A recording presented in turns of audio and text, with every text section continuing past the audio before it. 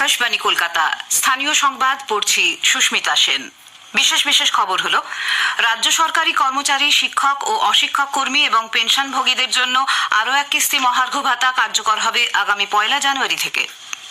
সংগ্রামী যৌথ মঞ্চ তাদের প্রতিবাদ কর্মসূচি চালিয়ে যাওয়ার সিদ্ধান্ত নিয়েছে। বিরোধী দলনেতা শুভেন্দু অধিকারী বলেছেন, কেন্দ্রীয় সরকারি কর্মচারীদের তুলনায় এই ভাতা বৃদ্ধি কিছুই নয়। সংসদে ভারতীয় দণ্ডবিধি এবং সাক্ষ্য আইন সংশোধনী বিল অনুমোদিত। রাজ্যে গ্রামোন্নয়নের বিভিন্ন প্রকল্পের অগ্রগতি খতিয়ে দেখতে আজ কেন্দ্রীয় গ্রামোন্নয়ন সচিব রাজ্যের সংশ্লিষ্ট দপ্তরের শীর্ষ আধিকারিকদের সঙ্গে বৈঠকে বসবেন।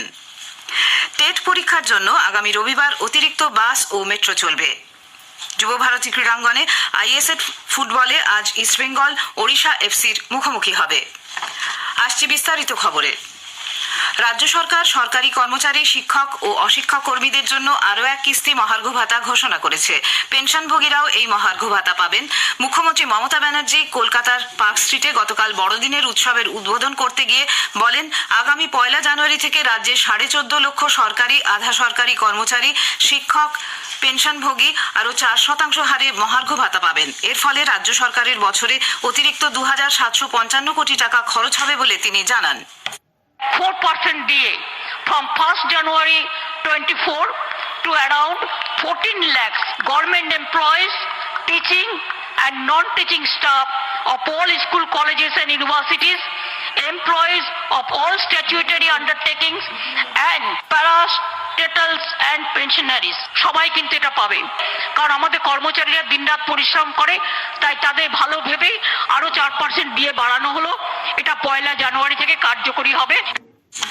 এই ঘোষণার ফলে কেন্দ্রের সঙ্গে রাজ্য সরকারি কর্মচারীদের মহার্ঘ ভাতার ফারাক কমে হলো 36%।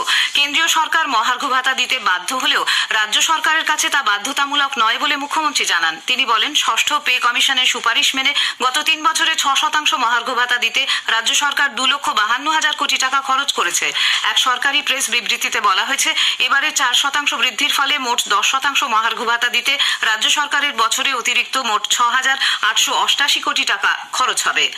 রাজ্যের বিরোধী দলনেতা শুভেন্দু অধিকারী রাজ্য সরকারের বাড়তি মহার্ঘ ভাতা ঘোষণাকে কর্মচারীদের ললিপপ দেওয়া বলে মন্তব্য করেছেন। সামাজিক গণমাধ্যমে এক্সে শুভেন্দুবাবু লেখেন, কেন্দ্রীয় সরকারের সঙ্গে এ রাজ্যের সরকারি কর্মচারীদের মহার্ঘ ভাতার পার্থক্য দাঁড়িয়েছে 36%।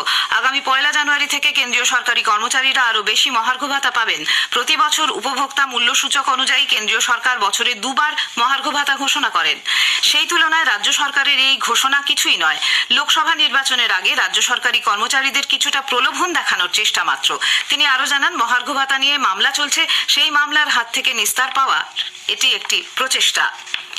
মুখ্যমন্ত্রী মমতা ব্যানার্জি আরও 4% মহার্ঘ ভাতা দেওয়ার কথা ঘোষণা করলেও সরকারি কর্মচারীদের যৌথ সংগঠন সংগ্রামী যৌথ মঞ্চ তাদের ঘোষিত কর্মসূচি চালিয়ে যাবে। মঞ্চের আহ্বায়ক ভাস্কর ঘোষ বলেন, হঠাৎ করে 4% মহার্ঘ ভাতা ঘোষণা করার অর্থ সরকারের কাছে টাকা আছে, কিন্তু তারা দিতে চাইছে না। উল্লেখ্য, আজ থেকে রবিবার পর্যন্ত নবান্ন বাস স্ট্যান্ডে টানা 72 ঘন্টা ধর্ণা কর্মসূচি গ্রহণ করেছে তারা। মুখ্যমন্ত্রীর ঘোষণার পর বামপন্থী কর্মচারী সংগঠন কোঅর্ডিনেশন কমিটির সম্পাদক বিশ্বজিৎ গুপ্ত চৌধুরী জানান, কেন্দ্রীয় সরকারের তুলনায় এখনও রাজ্য সরকারি কর্মচারীদের 36% মহার্ঘ ভাতা বকেয়া রয়েছে। এই কারণে জেলায় জেলায় যে অবস্থান কর্মসূচি নেওয়া হয়েছিল তা অব্যাহত থাকবে। যেখানে 40% মহার্ঘ ভাতা বকেয়া, সেখানে মাত্র 4% ঘোষণা করে খুশি হওয়ার বিষয় নেই, খুশি দুঃখের বিষয় নেই। এটা আমাদের হকের পাওনা, হকের লড়াই। সেই লড়াই জারি আছে, আগামী দিনেও লড়াই থাকবে।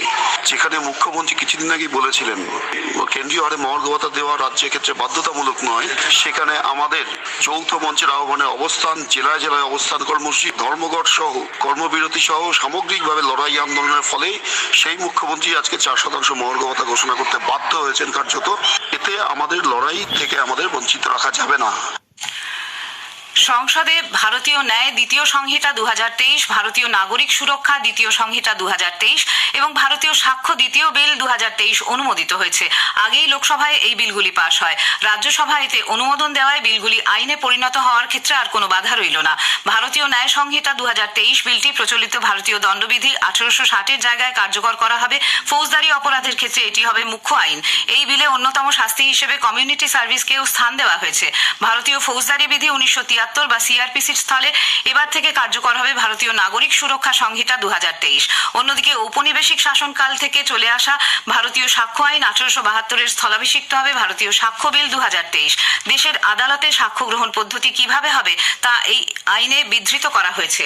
প্রত্যেক দেওয়ানি ও ফৌজদারি মামলার ক্ষেত্রে এই নতুন আইনগুলি একমাত্র আইন বলে বিবেচিত হবে। বিরোধী সাংসদদের সাসপেনশনের প্রতিবাদে আজ দিল্লির যন্তর মন্তরে ধর্নার ডাক দিয়েছেন কংগ্রেসের প্রবীণ নেতা মল্লিকার্জুন খাড়গে। দেশ জুড়ে প্রতিবাদের আহ্বান জানিয়েছেন তিনি। পাশাপাশি কংগ্রেস সহ বিরোধী INDIA জোটের শরিক দলগুলি এর বিরুদ্ধে প্রতিবাদ কর্মসূচি পালন করবে বলে শ্রী খাড়গে জানান।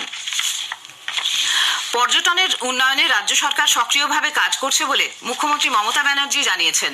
মধ্য কলকাতার পার্ক স্ট্রিটের অ্যালেন পার্কে গতকাল বড়দিনের উৎসবের সূচনা করে মুখ্যমন্ত্রী বলেন, পাহাড়ে চা পর্যটন এবং হোমস্টের উপরে যেমন গুরুত্ব দেওয়া হচ্ছে, অন্যদিকে দক্ষিণবঙ্গের বিভিন্ন পর্যটন কেন্দ্রকেও সাজিয়ে তোলা হচ্ছে। অনুষ্ঠান মঞ্চ থেকে তিনি বাঁকুড়ার বিষ্ণুপুর মেলা, বাঙুর থেকে দমদম পার্ক পর্যন্ত নয়নজুলির সৌন্দর্যায়ন, হাওড়ার গড়চুমুকের চিড়িয়াখানা সংস্কারের পর হুগলির দেবানন্দপুরে সাহিত্যিক শরৎচন্দ্র চট্টোপাধ্যায়ের বাসস্থানের ভার্চুয়াল উদ্বোধন করেন। স্থানীয় সংবাদ শুনছেন আকাশবাণী কলকাতা কেন্দ্র থেকে। প্রধানমন্ত্রী নরেন্দ্র মোদীর সঙ্গে মুখ্যমন্ত্রী মমতা ব্যানার্জির বৈঠকের পরেই পঞ্চায়েত এবং গ্রামোন্নয়ন দপ্তরের সঙ্গে বৈঠক হতে চলেছে কেন্দ্রীয় গ্রামোন্নয়ন মন্ত্রকের।